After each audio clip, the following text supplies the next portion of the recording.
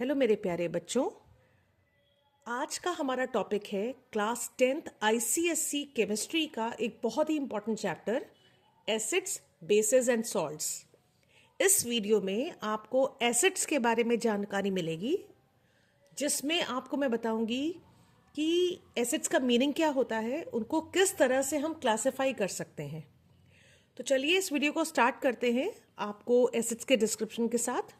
What is acid? Acid क्या होता है? इसको समझने के लिए हमारे पास बहुत सारे कॉन्सेप्ट्स होते हैं, लेकिन आपके सिलेबस और आपके लेवल को ध्यान में रखते हुए मैंने यहाँ पे 2 कॉन्सेप्ट्स लिए हैं। पहला है Arrhenius concept. What is Arrhenius concept? इसके अकॉर्डिंग एसिड्स क्या होता है? So according to Arrhenius concept, acids are those substances which when dissolved in water produce H plus ion, जिनको हम हाइड्रोनियम आयन के फॉर्म में भी समझते हैं as the only positively charge ion. बच्चों यहाँ एक बात बहुत इंपॉर्टेंट है आपके समझने वाली कि H प्लस आयन और H3O प्लस आयन ये हम सेम टर्मिनोलॉजी के लिए यूज कर रहे हैं। शायद आपको इस बारे में अच्छे तरह से जानकारी होगी कि H plus is none other than it's a simple proton, और एक प्रोटॉन एग्जिस्ट नहीं करता। सो इसको स्टेबिलिटी के लिए it combines with water molecule and ये कन्वर्ट हो जाता है H3O प्लस में, जिसको हम हाइड्रोनियम आयन भी कहते हैं।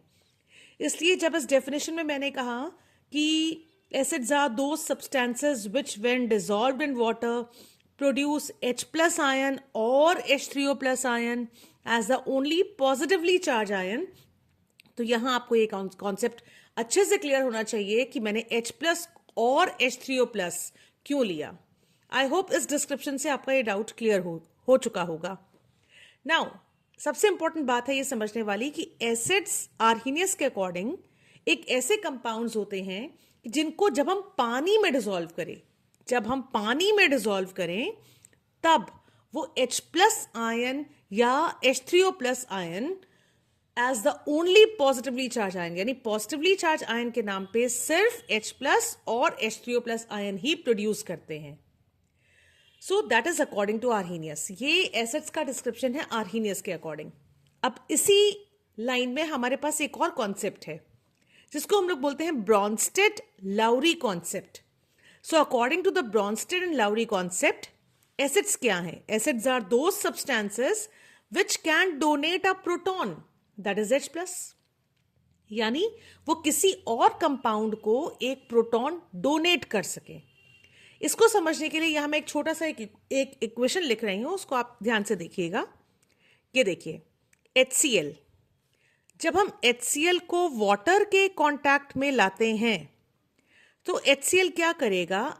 H प्लस अ प्रोटॉन वो H2O को डोनेट कर देगा, और जिससे H2O कन्वर्ट हो जाएगा H3O प्लस में, और हमें एक नेगेटिवली चार्ज आयन मिलेगा, दैट इज क्लोराइड आयन। सो इस इक्वेशन के अकॉर्डिंग हमने क्या समझा कि HCl एक प्रोटॉन वाटर को डोनेट कर रहा है और कन्वर्ट हो रहा है खुद Cl माइनस में एंड H3O प्लस प्रोड्यूस कर रहा है। चूंकि यहां HCl is a proton donor,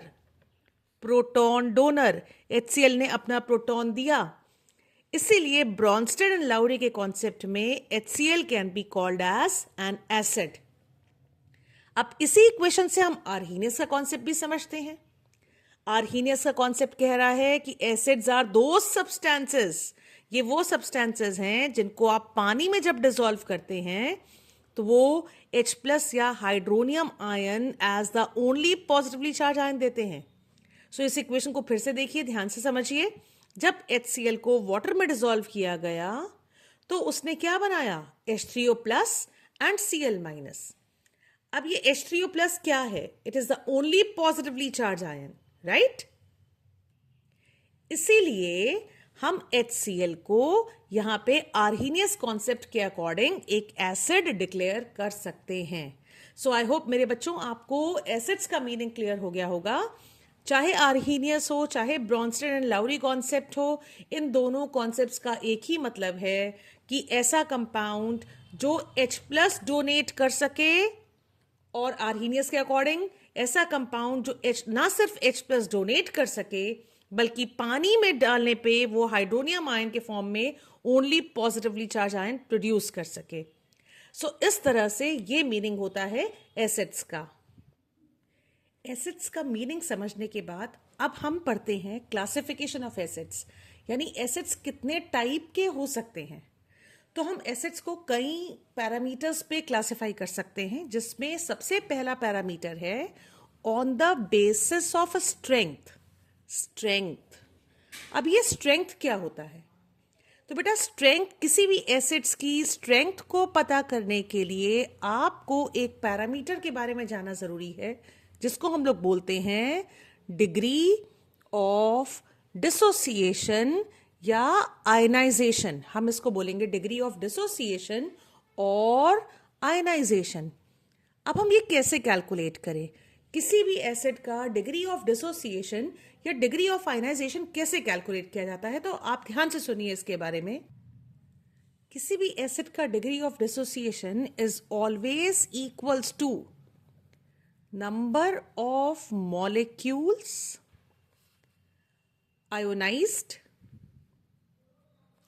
upon total number of molecules, यानी जितने total number of molecules acid के हैं उनमें से कितने मॉलिक्यूल्स आयनाइज हो गए, इससे पता चलता है कि एसिड की स्ट्रेंथ क्या है। किसी भी एसिड की स्ट्रेंथ तभी ज्यादा होगी जब उसका डिग्री ऑफ डिसोसिएशन भी ज्यादा होगा। यानी कि हम कह सकते हैं, हम एसिड के लिए कह सकते हैं कि strength is directly proportional two degree of dissociation. किसी एसिड का जितना ज्यादा डिग्री ऑफ डिसोसिएशन, उस एसिड की उतनी ही ज्यादा स्ट्रेंथ। सो इस बेसिस पे हमारे पास दो तरह के एसिड्स हुए, एक है स्ट्रॉन्ग एसिड और दूसरा है वीक एसिड। स्ट्रॉन्ग एसिड कौन सा होगा? अब मेरे ख्याल से आपको समझ में आ गया होगा। स्ट्रॉन्ग एसिड वही एसिड्स होते हैं जिनका डिग्री ऑफ डिसोसिएशन बहुत ज्यादा होता है। That means they have very high degree of dissociation. Degree of dissociation, जैसे इसके एग्जाम्पल्स हैं हमारे पास। एग्जाम्पल के फॉर्म में जितने भी एसिड्स आप आज तक सुनते चले आए हैं, जैसे HCl, H2SO4, HNO3, ये सबके सब स्ट्रॉन्ग एसिड्स की ही कैटेगरी में आते हैं। उसी तरह से वीक एसिड्स होते हैं। वीक एसिड्स क्या हुए? Opposite to the strong acid. जैसे स्ट्रॉन्ग एसिड्स में हाई डिग्री ऑफ डिसोसिएशन है, सो वीक एसिड्स दे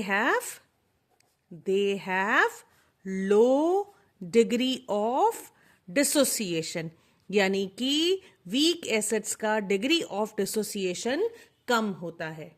और इसके एग्जाम्पल के फॉर्म में जैसे कार्बोनिक एसिड, एग्जाम्पल हो गया carbonic acid H2CO3, degree of dissociation is very less. अगला एग्जाम्पल हो गया एसिटिक एसिड CH3COOH।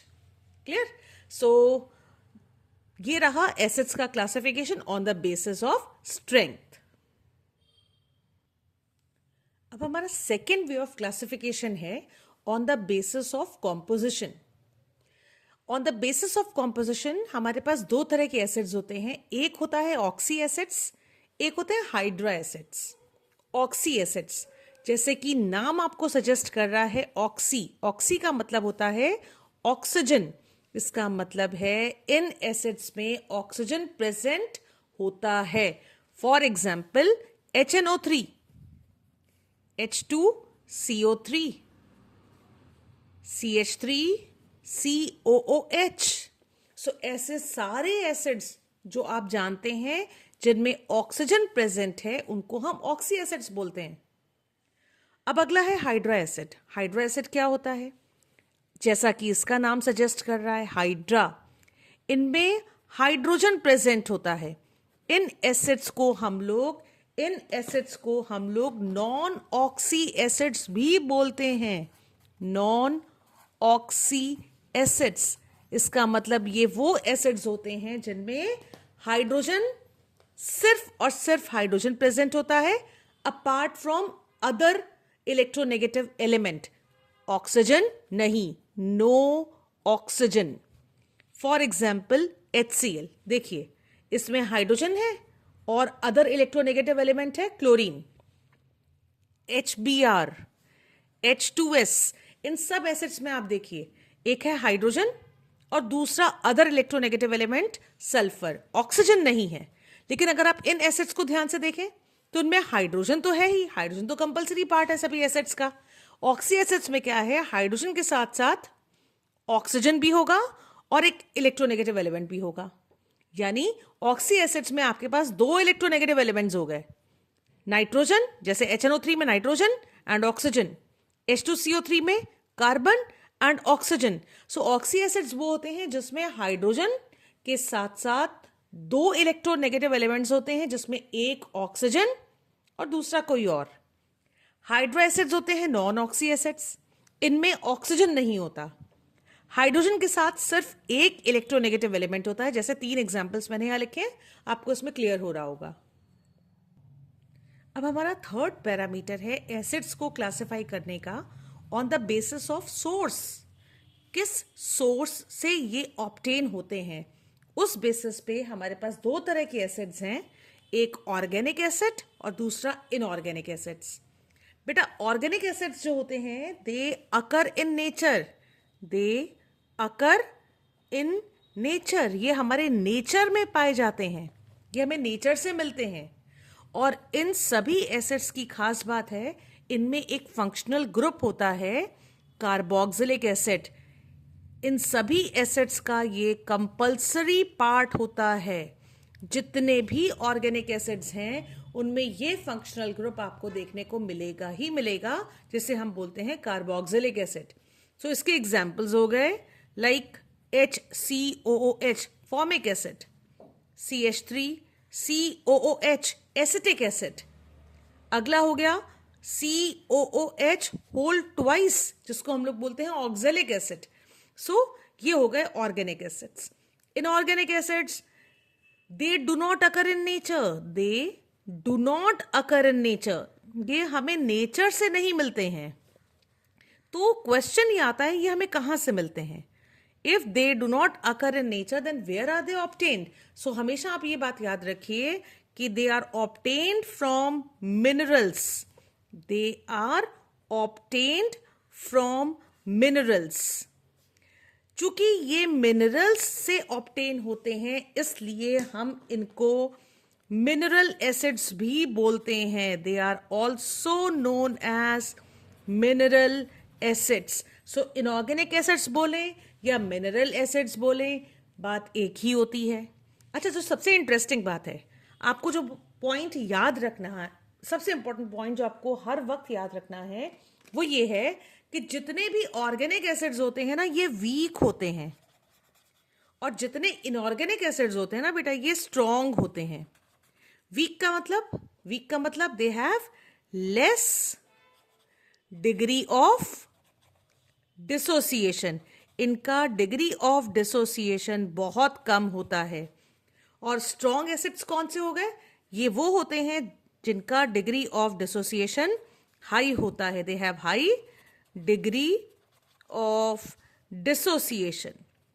सो ये आपको हमेशा याद रखना है, एक बहुत बड़ा डिफरेंस है ऑर्गेनिक और इनऑर्गेनिक एसिड्स का, ठीक है।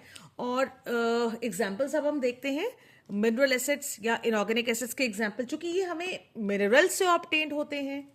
सो जितने भी मिनरल्स हो गए उनके एसिड्स इस कैटेगरी में आ जाएंगे। जैसे क्लोराइड्स, तो क्लोराइड से हमें जो एसिड मिलेगा वो है HCl। जैसे नाइट्रेट्स, तो नाइट्रेट से जो हमको एसिड मिलेगा वो है HNO3। जैसे सल्फेट्स भी एक मिनरल है, सो सल्फेट्स से हमको मिलता है H2SO4। जैसे कार्बोनेट एक मिनरल है, तो कार्बोनेट से जो हमें एसिड मिलता है वो है H2CO3। इस तरह से बहुत सारे एग्जाम्पल हैं। अच्छा, एक जो सबसे इंपॉर्टेंट बात है ऑर्गेनिक एसिड्स में, ये नेचर में अकर करते हैं, ये मैंने आपको बताया, और इनमें कार्बोक्सिलिक एसिड फंक्शनल ग्रुप का प्रेजेंट होना बहुत जरूरी है। फिर मैंने बताया ये वीक होते हैं क्योंकि इनका डिग्री ऑफ डिसोसिएशन बहुत कम होता है। और सबसे इंपॉर्टेंट बात, इनमें carbon is the most important atom. इन सभी एसिड्स में कार्बन जरूर प्रेजेंट होगा। और क्यों प्रेजेंट होगा कार्बन, आप समझ पा रहे हैं, क्योंकि इनमें फंक्शनल ग्रुप है कार्बोक्सिलिक एसिड, जिसका फॉर्मूला होता है COOH। सो इस फंक्शनल ग्रुप में कार्बन प्रेजेंट है तो कार्बन तो होगा ही होगा। देखिए, जैसे HCOOH फॉर्मिक एसिड, जैसे CH3COOH एसिटिक एसिड। क्लियर? अच्छा, इनऑर्गेनिक एसिड्स जो होते हैं, चूंकि ये हमें नेचर से तो मिलते नहीं है, ठीक, ये हमें कहाँ से मिलते हैं? मिनरल्स से मिलते हैं। तो मिनरल्स, सिर्फ एक ही टाइप के मिनरल्स हैं जिनमें कार्बन प्रेजेंट होता है, और वो मिनरल्स होते हैं कार्बोनेट्स।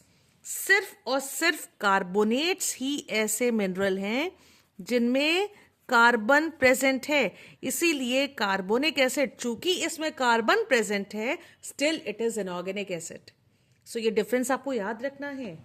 कार्बोनिक एसिड इकलौता ऐसा मिनरल एसिड है जिसमें कार्बन प्रेजेंट है, फिर भी हम इसे इनऑर्गेनिक एसिड्स की कैटेगरी में रखते हैं। क्यों रखते हैं? क्योंकि carbonic acid is obtained from a mineral called carbonate. अब हमारे पास fourth way of classifying acid है, जो है on the basis of basicity. अब ये बेसिसिटी क्या होता है, तो चलिए इसको समझते हैं। किसी भी एसिड की बेसिसिटी का मतलब होता है number of replaceable H plus ions. यानी किसी एसिड में कितने रिप्लेसेबल H प्लस आयंस हैं, उसको हम उसकी बेसिसिटी बोलते हैं। ठीक, किसी भी एसिड में कितने number of replaceable H plus ions. ठीक, तो उस बेसिस पे हमारे पास कई तरह के एसिड्स हो गए। अच्छा, पहले इन एसिड्स को समझने से पहले एक चीज और मैं बताना चाहूंगी आपको, कि बेसिसिटी का मतलब होता है number of replaceable ions present in पर मॉलिक्यूल ऑफ एसिड। यानी एक एसिड में कितने number of replaceable H plus ions होते हैं, यह कहलाती है उसकी बेसिसिटी। जैसे अगर किसी एसिड में उसके एक मॉलिक्यूल में सिर्फ एक ही रिप्लेसेबल H प्लस आयन होता है, तो हम उसको मोनोबेसिक एसिड बोलते हैं। मोनोबेसिक एसिड्स वो होते हैं जिनकी basicity is equals to 1। Basicity का मतलब क्या हुआ? What is the meaning of basicity? That means they have only one replaceable H plus ion for one molecule of acid। यानी कि monobasic acids they have only one replaceable H plus ion for one molecule of acid. यानी acid के एक molecule से सिर्फ एक replaceable H plus ion ही मिल सकता है। जैसे HNO3 के पास सिर्फ एक ही रिप्लेसेबल हाइड्रोजन है, H प्लस है। जैसे HCl, इसके पास भी सिर्फ एक ही रिप्लेसेबल H प्लस है। जैसे कि एसिटिक एसिड, अब आप सोचेंगे एसिटिक एसिड में हाइड्रोजन तो टोटल 4 है, लेकिन बेटा रिप्लेसेबल सिर्फ ये वाला हाइड्रोजन है, ये हाइड्रोजन रिप्लेसेबल नहीं है, ये तो एल्काइल का पार्ट है, ये तो मिथाइल का पार्ट है। So it has only one replaceable, इसीलिए acetic acid is monobasic acid. अब अगला है डाइबेसिक एसिड, और अब तक आप समझ ही चुके हैं डाइबेसिक एसिड का मतलब वो एसिड्स जिनकी बेसिसिटी होती है 2। What is the meaning of basicity 2? It means they can have 2 replaceable H plus ion for one molecule of acid। यानी एसिड के एक मॉलिक्यूल से इनके पास 2 रिप्लेसेबल H प्लस आयंस हैं। फॉर एग्जाम्पल H2 SO4, इसको समझने के लिए यहाँ मैं कुछ इक्वेशन की हेल्प लूंगी। जैसे H2SO4 को जब आप वाटर में डिसॉल्व करेंगे तो पहले वो एक हाइड्रोजन एटम अपना वाटर को देगा as H+ to form H3O+। तो जो बचा हिस्सा होगा वो होगा HSO4-। एक H+ जब निकला तो बचे हुए हिस्से पे एक माइनस ही आएगा। ठीक, अब HSO4- वाटर के कांटेक्ट में जब आएगा तो बचा हुआ एक H भी वाटर को दे देगा और ये फिर हमें देगा H3O+, और जो बचा हुआ आयन होगा वो है SO4 देखिए ध्यान से, HSO4- ने अपना H एज H+ दिया H2O को, H3O+ बना। अब HSO4 सिंगल माइनस तो पहले से था, जब H+ निकला तब एक माइनस और डेवलप हो गया और ये है सल्फेट आयन, ये है बाइसल्फेट आयन, सॉरी, ये है बाइसल्फेट आयन और ये है सल्फेट आयन। सो आप क्या देख रहे हो कि एक मॉलिक्यूल ऑफ सल्फ्यूरिक एसिड से हमें 2 हाइड्रोनियम आयन मिले। हम इन दोनों इक्वेशंस को चाहें तो ऐड ऑन कर सकते हैं। Let us add both the equations. जब हम किन्हीं भी 2 केमिकल इक्वेशंस को ऐड करते हैं तो जो चीज कॉमन होती है दोनों साइड पे वो कैंसिल हो जाती है। अब इन दोनों में क्या कॉमन है ये देखिए, HSO4- HSO4- तो ये कैंसिल हुआ। ठीक, तो एड ऑन करने पे जो फाइनल इक्वेशन बेटा मिलेगी हमें वो है H2SO4 plus 2H2O that gives 2H3O plus and SO4 2-। सो आप इस इक्वेशन के थ्रू भी समझ सकते हैं, एक एसिड के मॉलिक्यूल से हमें 2 हाइड्रोनियम आयंस मिले ना, इसीलिए हम इसको डाई बेसिक एसिड कहते हैं। थर्ड टाइप का एसिड हुआ on the basis of basicity is try basic acid. Try basic acid माने जिसकी बेसिसिटी होती है 3। That means it can produce, it has 3 replaceable H+ ion for 1 molecule of an acid। यानी acid के एक molecule से आपको 3 रिप्लेसेबल H+ आयंस मिलेंगे। और इसका सबसे अच्छा एग्जाम्पल है H3PO4। हम लोग इसको बोलते हैं phosphoric acid. This is phosphoric acid. अब इसकी बेसिसिटी 3 है, इसको समझने के लिए कुछ इक्वेशंस की हेल्प लेते हैं हम लोग। जैसे H3PO4 को जब हम वाटर में डिसॉल्व करते हैं तो देखो बच्चों, ये पहले क्या करता है, अपना एक H+ देता है H2O को H3O+ बनाने के लिए। अब चूंकि एक H+ दे चुका है तो इसके पास H2 बचे PO4। अब चूंकि H+ दिया है तो इसके ऊपर एक माइनस आ जाएगा। अब ये H2PO4- जब वाटर के कांटेक्ट में आता है तो फिर अपना एक H+ ये और देता है वाटर को H3O+ बनाने के लिए। अब चूंकि ये एक H और लूज कर चुका है तो ये हुआ HPO4। एक माइनस तो ऑलरेडी था, एक H+ लूज करने की वजह से एक माइनस और आ गया। अब HPO4 2- जब वाटर के कांटेक्ट में आया तो इसने फिर एक हाइड्रोजन दिया as H+ to water to make H3O+। अब जो बचा वो हमारे पास क्या बचा, PO4 2- तो ऑलरेडी था, एक माइनस और आ गया, दैट इज PO3-। अगर हम चाहें तो तीनों इक्वेशंस को सम अप कर सकते हैं और जैसा कि मैंने आपको बताया, सम अप करने पे जो कॉमन होता है ऑपोजिट साइड पे वो कैंसिल हो जाता है। ये है equation number 1, equation number 2, equation number 3। First equation में H2PO4- एंड सेकंड में H2PO4- कॉमन है तो ये कैंसिल हुआ। सेकेंड एंड थर्ड इक्वेशन को अगर आप देखो तो HPO4 2- HPO4 2- कॉमन है तो बेटा ये कैंसिल हुआ। अब जब आप इसको ऐड करोगे तीनों इक्वेशंस को तो हमें क्या मिल रहा है रिएक्टेंट साइड पे, H3PO4 plus 1 2 3 H2O, that gives 3 H3O plus and PO4 3 minus. So एक molecule of phosphoric acid is giving 3H plus ions. It has 3H plus ions. That is why 3H3O plus are being produced. इसीलिए इसको हम tribasic acid बोलते हैं. और last इस category में आते हैं टेट्राबेसिक एसिड. ये वो एसिड्स होते हैं जिनकी बेसिसिटी होती है 4. दे आर वेरी रेयर, बहुत कम होते हैं. इसका मैं सिर्फ आपको एक ही एग्जाम्पल दूंगी और वो है सिलिसिक एसिड. सिलिसिक एसिड और इसका फॉर्मूला होता है H4SiO4. सो आई होप आप सबको एसिड्स का क्लासिफिकेशन अच्छे ढंग से समझ में आ गया होगा. अब हम नेक्स्ट वीडियो में पढ़ेंगे एसिड्स को प्रिपेयर करने के मेथड्स. Thank you.